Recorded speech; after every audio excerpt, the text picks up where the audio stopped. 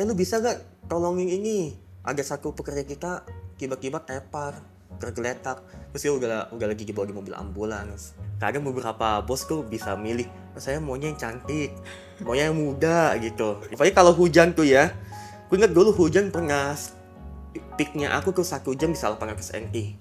Aku lumayan nemuin masalah yang hal serupa yang pernah temenku bilang juga. Mulailah ragu kayak, aduh bisa gak ya nih kalau buat bisa maju gak nih, masa bisa jalan gak, nanti takutnya kalau udah ngebuat itu. Halo semuanya, welcome back to Boba Bridge Podcast. Jadi di episode kali ini kita akan banyak membahas tentang kehidupan orang-orang luar negeri yang tinggal di Taiwan, khususnya untuk orang Indonesia. Jadi ketika aku datang di tahun 2017, berdasarkan data yang aku dapat, ada sekitar 230.000 orang Indo yang sedang bekerja di Taiwan. Dan per bulan April 2026, ada hampir sekitar 300.000 orang Indonesia yang datang untuk bekerja di Taiwan. Jadi perkembangannya cukup pesat dan orang yang kita undang hari ini punya banyak pengalaman dengan para pekerja migran Indonesia. Jadi mari kita sambut Edi. Halo. Ya, Jadi Edi Usman atau Edi Shaw nih? boleh dua-duanya lah, tapi lebih sering pakai inisial sih, aku lebih nyaman dikasih sama orang tua. Oke, jadi Edi Usman itu Jadi ada cerita singkatnya. Dulu pas aku lahir tuh tahun 98 kan. Jadi pas lahir tuh, sebelum aku lahir tuh ada kayak, ya inget tahu lah ya, tahun kerusuhan. 98. Ya kerusuhan ini pas lahir tuh gak boleh pakai nama Chinese dulu. Oh, jadi karena itu pakai nama Edi Usman. Iya, ya orang tua tuh cuma bisa kasih nama Egi doang. Oh, Gitu. Jadi ya munculnya Egi Usman. paspor Edi Usman. Paspor Egi Usman, semua Egi Usman.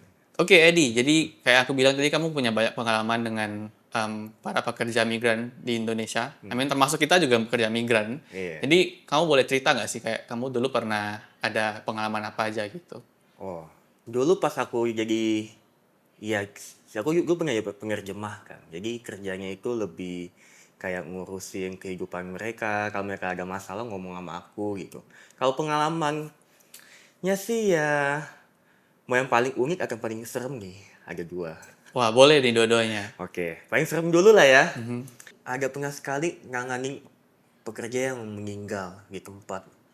Jadi pas itu pagi aku ingat tuh jam 7-an, ditelepon tiba-tiba sama orang kantornya. Dia bilang, lu bisa gak tolongin ini, ada satu pekerja kita tiba-tiba tepar, tergeletak, terus dia udah lagi dibawa di mobil ambulans. Harus aku kerja tuh jam 8.30, bukan jam 7. Tapi jam 7.15 aku udah keluar bawa mobil langsung ke rumah sakit. Ngecekin. Dokternya bilang, jadi pas aku udah sampai dokternya bilang, ini orang udah gak bisa diselamatin. Jadi itu aku juga syok. Wah, ini kayak gimana jelasinnya ya ke orang tuanya juga. Ya. Bingung kan. Jadi long story short, pas udah di rumah sakit kan ini pindah ke rumah duka kan. Bayangin ya, pas di rumah duka, dari 11 orang tuh yang, kan ada orang kantor aku juga, terus ada orang dari pihaknya lah, ikut ngecek kondisi, masa ikut ngurusin dokumennya dia, segala macam, ada di interview juga, kayak ngeliat kondisinya gimana, ada temennya juga. Jadi pas itu tuh, wah, dari 11 orang, karena aku paling muda, kan forensiknya bilang nih, coba cek dulu sini mayat, tubuhnya bener gak ini orang gitu. Gak ada yang berani aduh, karena aku paling muda aku dikembalin, dia bilang, Titi coba lu cek dulu itu gimana, bener gak kondisinya, bukan kondisinya, mana bener gak mayatnya kalau itu dia gitu loh. Itu aku cuma bisa diem doang sih, karena aku juga sendiri takut ya, nggak pernah lihat mayat depan mata. Pas masuk nih, wah, pertama kalinya lihat tubuh yang udah beda warna lah, udah bener-bener kayak berubah gitu. Sampai di sana pun juga ada ngeliat forensik tuh lagi belah-belah tubuh orang, tapi ya ditutup sama tirai lah, cuma kelihatan dari kayak reflectionnya gitu loh, dia lagi ngapain. Waduh, itu pengalaman yang lumayan trauma sih buat aku pas lagi kerja ya. Tapi itu terakhir ketahuan nggak penyebabnya karena apa? Dia setelah forensik udah cek, itu dia karena penyumbatan di jantung. Iya. Terus kalau kayak gitu, habis itu gimana? Mereka kirim balik tubuhnya ke Iya. negara asal atau gimana? Ini karena dia orang Kristen kan, jadi otomatis dia itu memaksakan untuk bawa pulang tubuhnya ke negaranya. Tapi karena biaya mahal banget, jadi orang tua itu memutuskan untuk dikremasi di sini. Gitu. Dan prosesnya juga panjang banget itu. Dari rumah sakit harus ke forensik dulu. Terus kalau forensik cek masih harus ada polisi ngecek juga kenapa penyebabnya dia bisa meninggal. Gitu. Takutnya kayak kasus pembunuhan gitu. Bukan kasus yang natural. Terus sebenarnya aku lebih ngebayangin pas kamu terjemahin gitu kan pasti banyak istilah-istilah Mandarin yang Iya, kita jarang denger ya sebagai orang luar gitu. betul. Pertama kali agak kayak, wah bingung ini sakit apaan, ini jelasinnya gimana ke orang tuanya juga agak bingung kan. Iya, iya. Wah itu sampai aku sambilan buka Pleco, itu sambil ngejelasin juga ke mereka ini penyakitnya apa gitu. Iya, jadi Penyebabnya. kalau teman-teman nggak tahu Playco itu aplikasi terjemah yang cukup banyak dipakai orang buat buat khususnya Inggris ke Mandarin gitu. Iya, betul. Eh, Kamu bilang kamu ada terjemah untuk orang luar negeri juga. Jadi pas kamu komunikasi itu kamu pakai bahasa apa sama mereka? Itu pakai bahasa Inggris. Oh, Iya. mereka bisa gitu. Mereka bisa pakai iya, Inggrisnya lumayan lah. Jadi Ah, bisa. oke, oke. Terus tadi kamu bilang ada satu cerita lagi nih yang Yang unik ya. iya. Sebenarnya unik sih banyak ya. Yang paling unik menurut aku tuh mereka ini suka bawa misalnya kayak cerita masalahnya mereka ke aku gitu loh. Jadi itu kayak konselor gitu. Kadang bisa kita pun kayak, kak saya lagi ada masalah nih sama suami lah atau sama istri lah atau ada masalah sama keluarga lah. Jadi mau gak mau aku juga harus angkat telepon mereka. Iya, kayak gitu harus dengerin mereka curhat dan aku juga bisa bantuin juga kadang. Gitu. Tapi emang itu aturan kamu harus jawab ketika mereka kayak panggil telepon kamu gitu atau gimana? Ini sih semua tergantung sih. Kalau aku emang nggak sibuk pasti aku angkat. Tapi kalau aku lagi nggak ada waktu ya aku pasti nggak angkat gitu. Oke, mungkin kita balik dikit ke kerjaanmu sebagai eh, penerjemah ini. Ada job scope gitu nggak sih kayak kerjaanmu dari apa ke apa, terus apa yang mungkin kamu nggak perlu lakuin gitu. Nggak, nggak ada job scope, nggak ada. Itu semua kita lakuin dulu. Iya. Jadi kayak misalnya kalau kita kosong di kantor nih ya kita bisa ngapain gitu. Kalau misalnya kita lagi, kerjaan penerjemah tuh kayak 24/7. Kadang Sabtu pun gue juga bisa ditelepon. Kadang Minggu pun juga aku bisa ditelepon. Gitu. Terus tapi prosesnya ini kamu bertanggung jawab atas mereka itu sejak mereka belum datang ke Taiwan atau pas mereka udah di Taiwan? Oh pas mereka udah sampai Taiwan, gue baru tanggung jawabnya aku. Tapi kalau udah, kadang pun dia udah sampai sini pun dia juga masih bisa tanya ke agensi yang di Indo kayak, ini kenapa nih kok pekerja kayak begini, misalnya males atau gak bisa apa-apa, kok nggak Mandarinnya nggak bagus lah gitu. Dia bisa ngomong sama mereka gitu. Terus kebanyakan orang-orang yang kesini tuh kerjanya apa aja sih? Lebih banyak sih yang jagain orang tua. Kalau enggak itu ada pabrik juga biasanya. Karena aku sempat minta resumemu nih, aku lihat kerjamu juga ada kayak hitungin gaji gitu. Itu bisa Iya. di-share gak gimana? Oke, kalau hitungin gaji sih itu kerjanya cukup simpel ya. Ini aku suka soalnya. Kenapa? Karena aku cuma harus datang ke rumah bos, terus sama pekerja juga sih. Jadi dia kasih uang ke aku nih, si bosnya. Jadi aku bantuin hitung, terus aku langsung kasih ke si pekerjanya, PMI-nya. Kan kalau misalnya kayak yang harus diambil, kayak contoh agency fee, itu aku langsung membantu potong. Kan kalau misalnya ada kayak uang medical juga sama, aku langsung potong, suku ambil, terus kok sisanya kasih ke dia gitu. Itu hitung gaji maksudnya, kayak gitu. Oh, oke, oke. Oke, balik lagi ke yang tadi ya. Jadi kan kalian tidak mengurusin bagian perekrutan di Indo. Itu bakal ada agensi lain gitu yang khusus merekrut gitu ya. Betul. Agensi Indo yang kayak rekrut orang dari sana, terus dilatih. Nah, setelah dilatih itu, dia bakal kayak kasih CV ke kita yang agensi Taiwan. Jadi agensi Taiwan tuh bakal pilih mana yang bagus, Mandarinnya, pekerjaannya apa, kerja bisa kerja atau enggak itu bisa kelihatan dari sana. Oke, Gitu. oke. Terus biasa kalian juga pasti ada internal milih-milih lagi gitu. Betul. Terus ada nggak sih kriteria khusus yang Wah, banyak sih. Ini agak lucu sih kalau kadang beberapa bos tuh bisa milih, "Oh, saya maunya yang cantik, maunya yang muda gitu. Jadi kayak, ini kita kasih yang muda begini buat kamu lihat. Kok nggak ada yang bilang mau yang badannya gede, biar bisa kuat angkat papanya atau mamanya gitu. Banyak macem lah, ada orang banyak macem bos, banyak macem juga kriterianya gitu. bosnya ini bos yang di sini atau bos di tempat agensi kalian? Bos yang mau rekrut orang, ini kan agensi Oke, kan orang oke. ketiga nih. Dia Kita kan cuma bantu share CV, resume Iya, doang. share CV ke dia. Terus kalau dia bilang, saya mau interview sama orang ini. Nah, itu aku turun tangan tuh. Aku Ah, bantuin si bosnya buat ngomong sama pekerjanya gitu. jadi kamu juga bantu terjemah buat interview, pas interview gitu. Iya, kadang ada. Kadang nggak perlu, tapi kadang ada juga. Oke, Lebih oke. banyak adanya sih. Iya. Oke, tapi boleh cerita dikit nggak sih gimana kamu bisa istilahnya nyasar di Taiwan ini?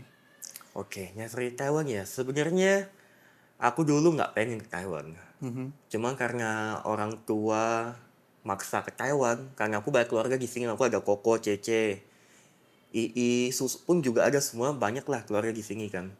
Jadi orang tua tuh bilang lebih enak aku ke Taiwan, ada yang jagain. Takutnya kalau gak ada yang jagain tuh bisa jadi bandel atau gimana gitu. Mhm. Iya, makanya aku pilih Taiwan juga. Awalnya terpaksa sih, cuma sekarang jadi suka lah sama Taiwan lah.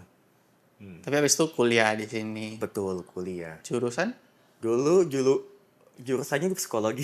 Oke. Iya, dulu aku sekolah di NTUI, jurusan psikologi. Ya kalau misalnya disangkut pauting sih cocok juga sih sama kerjaan aku sih penerjemah. Jadi kayak konseling mereka juga soalnya jatuhnya. Iya, iya. Gitu. Dulu pas kamu kuliah itu kayak mereka pakai Mandarin semua kah atau gimana tuh? Wah, Soalnya kalau aku tahu nih ya, kalau yang bukan non teknik itu lebih banyak Mandarinnya betul. pas kuliah. Ini kena prank dulu aku. Dulu kan kita pilih sekolah kan, bener gak? Iya, iya. Dulu aku nanya sama kayak Xiao Lause gitu. Bilang ke dia, Lause saya mau cari yang bisa, yang banyak bahasa Inggrisnya, ada gak? Terus dia carilah sekolah ini, NTUI. Pas udah dapet nih, pas udah masuk nih ya, pas lagi semester pertama tuh masih pakai bahasa Inggris, oke lah, masih banyak bahasa Inggrisnya. Pas udah semester kedua, wah, itu Mandarin semua isinya, nggak ada. Ya ada lah, paling cuma 1-2 kelas gue pakai bahasa Inggris. Tuh dulu sekolah sampai nangis tuh pas malam-malam belajar tuh sampai nangis bilang ke mama, "Mah, mau pulang." Udah nggak kuat soalnya. Jadi berapa persen waktumu yang dipakai buat terjemah sama berapa persen yang buat bener-bener belajar? Kayak 70-30 lah bagingannya. 70 terjemahan, 30 buat belajar. Nah, Ya, iya. Jadi iya. kalau teman-teman penasaran kenapa tadi dia ada bilang kayak dia pilih sekolah itu karena dia ada ikut jalur yang namanya Infopan. Di Infopan tuh kalian datang ke sini terus ada pelatihan Mandarin, matematika sama bahasa Inggris untuk waktu sekitar 2 minggu. Habis itu kita dites. Terus setelah tes kalian boleh milih. Waktu itu ada boleh pilih 70 universitas sama jurusan. Jadi itulah tadi kenapa Edi bilang dia ada milih gitu. Iya, betul. Jadi pas kamu kuliah, aku lihat kamu ada sempat kerja juga nih, udah sempat kerja pas waktu itu. Iya betul. Dulu pas kuliah tuh bisa kerja banyak macam. Ada dari restoran, terus kerja Uber juga pernah, terus kerja di BNI Express juga pernah tuh. Jadi ya bantuin pekerja kirim uang ke negaranya gitu. Oke, kita Banyak. coba satu-satu nih. Hmm, Kerja di kantin sekolah. iya. Kantin sekolah itu tuh kerja bantuin ini sih. Dulu ku sampai bantuin potong ayam, potong ikan, buat cipai itu dulu kayak gimana. Nah, kayak gitu dulu kerjaan. Itu kamu datengin satu-satu kayak kantin di sekolah. Oh enggak sih, dulu ada yang kenalin. Ah, Iya, kakak kelas lah yang kenalin kerjaan itu. oke, oke. Terus yang kedua ada Uber. Wah, Gimana nih Uber? Uber nih paling seru sih. Ya itu banyak keluh kesahnya lah. Kalau lagi musim panas, kepanasan ngeluh. Kalau musim dingin, ngeluh kedinginan. Ya, pokoknya Uber tuh lumayan kerjaan banyak pengalaman buat aku lah. Lucu soalnya. Tapi Uber ini kamu nganterin penumpang atau nganterin makanan? Nganterin makanan. Oh, nganter makanan. Pakai motor dulu. Iya. Dulu nih tangan nih sama ini beda banget dulu warnanya. Ini bisa kayak gini warnanya nih. Ini bisa hitam banget. Tapi itu emang pelajar boleh daftar punya ya? Boleh. Asalnya ada kung coceng tuh boleh. Oh, oke, Iya, oke. ada kung coceng tuh boleh. Terus aku jarang nih punya teman yang kerja di Uber. Jadi pas gimana sih cara penilaian mereka terhadap driver gitu? Oh, jadi aku jelasin dulu nih cara kalau kita mau jadi Uber tuh awalnya tuh kita kayak ada ujiannya dulu. Setelah ujiannya lewat, barulah kita bisa apply ke dia. Kalau dia udah terima nih, dia langsung kirim tasnya ke kita. Udah, dia langsung bisa narik gitu. Ujiannya ujian apa nih? Tertulis Ujian atau tertulis. ujian driving ada? Oh enggak, itu enggak ada. Ujian tertulis. Jadi tertulis doang. Itu pun juga bisa dihafal ujiannya. Jadi kayak mungkin aku ini dapat 80 udah bisa lulus. Itu maksudnya ujian dari Ubernya atau ujian buat bikin SIM? Oh enggak, ujian dari Ubernya. Itu harus mirip sama bikin SIM nggak sih? Enggak. Oh enggak ya? Ujian Uber tuh lebih nanyain ke attitude kita terhadap customer. Oh, Kita oke. kayak ini kalau kayak begini harus gimana ke mereka. Misalnya kalau makanan pas kalian lagi ngantor tumpah nih, kalian harus ngomong apa ke mereka atau gimana urusnya gitu. Pasti ada bank soalnya gitu. Iya, ada. Emang dia yang share atau itu bisa dicari di internet? Enggak, dia yang share itu. Oh, oke. Tapi udah ada jawabannya lah. Kan dulu sebelum aku ada temen aku dulu yang mulai kan. Jadi aku nanya temenku gimana ujiannya nih. Kebetulan dia ada screenshot tuh, dia kasih aku. Oh, oke, oke. Jadi belajar dari sana. Saya kalau buat bikin SIM di Taiwan itu mereka juga perlu untuk ujian tertulis. Dan aku seingatku minimal harus 85 baru bisa lulus. Betul. Ya, dulu aku ujian SIM gagal 4 kali aku inget tuh. Susah sekali soalnya teman-teman. Tapi ujian SIM di sini dia ada banyak bahasa. Inggris, Mandarin, bahasa Indo juga ada kok. Karena ya mungkin banyak orang Indo jadi mereka ada menambah opsi itu di sini. Oke, yang Uber ini tadi balik lagi gimana cara mereka menilai drivernya? Kalau nilai driver sih mungkin lebih kayak ke ujian itu sih. Asal saja bener kayak gampang banget ujian tuh lulus. Setelah lulus beberapa hari kasnya dikirim ke kita. Terus aku ingat tuh habis kasnya udah sampai 2 hari kemudian langsung bisa kita narik gitu. Tapi maksudku pas kamu udah kerja, itu penilaian cuma dari customer aja kah atau gimana? Oh, bintangnya itu Iya, ya. iya, iya. Iya, itu dari customer doang. Tapi kalau di Uber tuh cuma ada kayak jempol atas, jempol ke bawah doang gitu. Oh, oke. Nah, ratingnya tuh kelihatan tuh dari sana. Gimana dengan gajinya? Kan kalau kayak kerja kantin dia tuh biasa kayak hitungnya per jam gitu. Kalau Uber ini gimana hitungannya? Itu per satu trip kita nganternya jauh apa enggak. Misalnya kalau deket ya paling cuma 50-an, tapi kalau jauh bisa sampai 100, sampai 150 gitu. Itu berarti hitungannya jarak yang ditempuh gitu. Betul ya yang ditempuh. Oke. Tapi pendapatanku yang paling besar sih dari sana Uber. Oh iya. Wah itu mantep banget dulu. Iya. Apalagi kalau hujan tuh ya. Aku ingat dulu hujan pernah peaknya aku tuh 1 jam bisa 800 NT. Oke. Peaknya. Tuh lagi hujan, jam 6-an. Wah mantap lah pokoknya. Berarti cuaca emang mempengaruhi tarifnya ya? Betul, mempengaruhi tarifnya. Kalau hujan tuh biasanya dia lebih kayak ada double atau gimana gitu. Ada kalinya. Jadi trip terdekat dan terjauh dulu pas di Uber apa nih? Dulu kan aku Uber di Taipei ya. Aku pernah sampai jauh. Tahu Ngehu gak? Iya, iya. Sampai ke Ngehu tuh lewatin, wah aku punya batu gunung, gak ada siapa-siapa. Terus jalan kanan kiri tuh kuburan. Oke. Wah itu mengerikan sih. Berapa menit tuh ke sana? Waktu itu 30 menitan. Oh, 30-40 menitan lah. Hmm. Ya tempatku, sekolahku NTUI. Kalian paling deket? Paling deket paling cuma, dulu pernah sekali nih ya, ada orang pesen, cuma beda 2 rumah doang. Tokonya di sini nih. Tapi ya itu untung buat kita sih ya. Soalnya mau gimana pun kita anggrek ya dapatnya tetap 50 NT gitu. Wih, jadi 50 NDT ini per trip atau gimana? Per trip, pokoknya dia paling deket pun pasti 50. Mau sedekat apapun. Jadi kayak istilahnya dia limit bawahnya 50. Oh, jadi 50 tambah kalau lebih jauh nanti berapa gitu? Iya, betul kayak gitu. Ah, oke, Dulu. oke. Berarti kalau pas kamu dapat yang beda 2 rumah, itu kamu antar pakai motor atau kamu jalan aja gitu? Itu jalan kaki pasti. Oke, oke. Iya, itu lucu sih. Terus yang kerjaan ketiga nih yang BNI Express ya. Iya. Ini kerjaannya di Taiwan, dia ada kantor di Taiwan atau itu yang di Indonesia? Sebenarnya bukan mungkin karena dia pakai nama BNI ya. Cuma kalau aku cek dia bukan BNI Bank Indonesia yang di Indo gitu, bukan. Dia tuh kayak Oh, pengiriman uang. Ini aku juga kurang paham ya, teman-teman. Cuma dia kayak bantu pengiriman uang aja ke sana gitu. Bukan ke sana, saya ke luar negeri gitu. Saya kayak orang Indo mau kirim ke Indo gitu, kita bantuin oke, oke. gitu. Terus kan setauku kamu sekarang sedang tidak bekerja di Taiwan. Jadi kamu bisa share nggak sih kayak posisimu sekarang apa gitu dan kamu pakai visa apa untuk tinggal di Taiwan sekarang? Teman-teman nih cerita agak panjang sih. Oke. Jadi dari tahun lalu itu aku udah kayak nge-stuck lah pengen buat sesuatu hal baru yang bisa ngebantu orang di Taiwan gitu.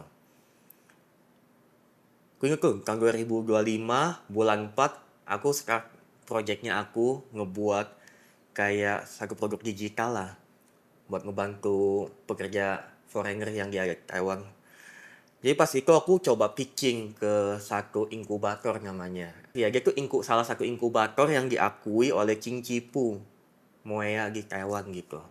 Wait, Qingxipu itu Kementerian Ekonomi. Ya, Kementerian Urusan Ekonomi. Oke, Ya, oke. Moea. Jadi mereka ada mengakui apa tadi? Inkubator. Ya, jadi inkubatornya aku ini tuh ada kerjasama sama Moea itu. Boleh dijelasin nggak inkubator itu apa? Inkubator tuh lebih kayak jelasin gimana ya?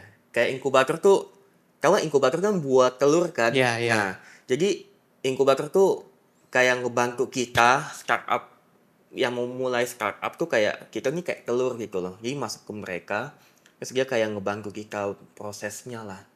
Hmm. Dia juga bisa bantu dia juga bisa bantuin kita buat cari kayak angel investor atau venture capital juga kayak gitu. Oke, jadi mereka itu kayak lebih membimbing kalian gitu buat dari kecil ke besar gitu. Betul banget. Dan kita juga ada semacam dia kayak ada bukan event sih bilangnya apa ya? Kayak aja kayak open kesempatan buat kita. Nah, kebetulan aku pas waktu ngecek di websitenya dia bilang kalau emang ada ide atau ada project nih, boleh coba pitching ke mereka. Oke. Hmm. Nah, di saat itulah aku coba pitching ke mereka, aku kirim email dulu. Wah, itu kayak apa yang ngomongnya ya? Kayak YOLO lah. Coba-coba iseng kirim ke mereka kan. Besok aja langsung dapat balasan. Nah, itu balasan bikin aku seneng juga sih. Dia bilang kayak, ide kamu lumayan menarik nih. Kita boleh coba atur jadwal meeting. Kamu pitching dulu kayak gimana idemu. Kalau emang oke, dia langsung bantuin prosesnya. Tapi ide ini kamu pikirnya emang udah lama atau gara-gara lihat ada event itu kamu jadi mulai mikir mau bikin apa? Enggak sih, sebenarnya itu munculnya agak spontan. Dan itu Ah, juga muncul karena temen aku yang bilang kayak, ini banyak banget nih pekerja yang butuh butuh butuh hal ini. Gitu. Aku langsung kepikir, buat yang kayak gini kayak juga lumayan oke sih, menarik. jadi kamu ada lihat masalah yang banyak dialami orang-orang lah dari pengalamanmu sama teman-teman yang lain gitu. Betul. Oke, oke. Karena aku juga kerja sebagai penerjemah kan yang di Ya, awal tadi. ya. Jadi ya, aku lumayan nemuin masalah yang hal serupa yang pernah temenku bilang juga. Oke. Mm-mm. Gitu. Oke, terus habis dapat email nih gimana? Nah, kita langsung meeting. Aku inget tuh, seminggu kemudian kita langsung meeting. Wah, itu aku sampai minta tolong sama temenku, bilang sama dia, boleh gak bantuin ngomong pakai bahasa Mandarin? Soalnya takutnya aku gagap ngomong, soalnya aku bisa gagap mendadak ya teman-teman. Mhm. Jadi aku bilang sama dia, boleh gak minta tolong nih ngomong sama dia, bantuin pitching idenya aku gitu loh. Ya. Terus aku juga ngomong sama inkubatornya juga orangnya, boleh gak aku bawa teman? Terus mereka bilang juga kayak nggak apa-apa, it's okay. Jadi long story short, aku udah bawa temen, itu udah pitching ke mereka. Itu pun aku juga the whole process itu aku cuma bisa diem doang. Cuma ngebantuin jelasin kalau misalnya kayak ada yang nggak, kalau misalnya kayak inkubatornya, orang inkubatornya nanyain aku. Baru aku bisa bantuin jawab gitu. Itu berapa lama pitchingnya di sana? wah aku singkat banget sih.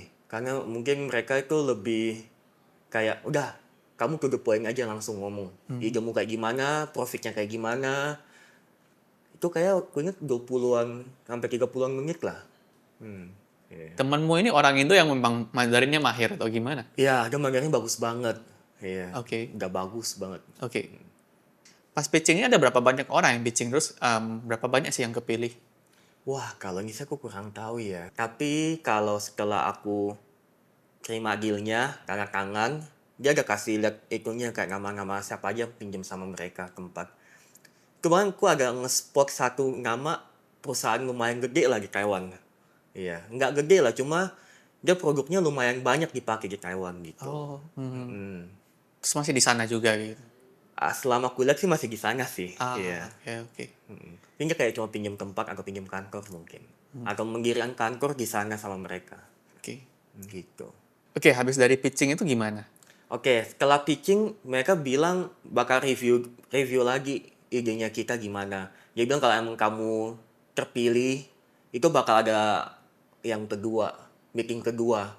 Meeting kedua itu dia bilang bakal ngomongin gimana cara proses bangun suatu company di Taiwan gitu. Ah, oke. Jadi bikin satu entity dulu di Taiwan, kalau udah legal, kamu bisa jalanin produkmu di sini, jualan gitu. Pas pitching itu posisimu lagi bekerja. Masih kerja, betul. Kerja Oke. sebagai penerjemah itu. Oke. Jadi setelah udah nunggu, aku ingat nunggu 1 apa 2 minggu gitu. 10 harian lah.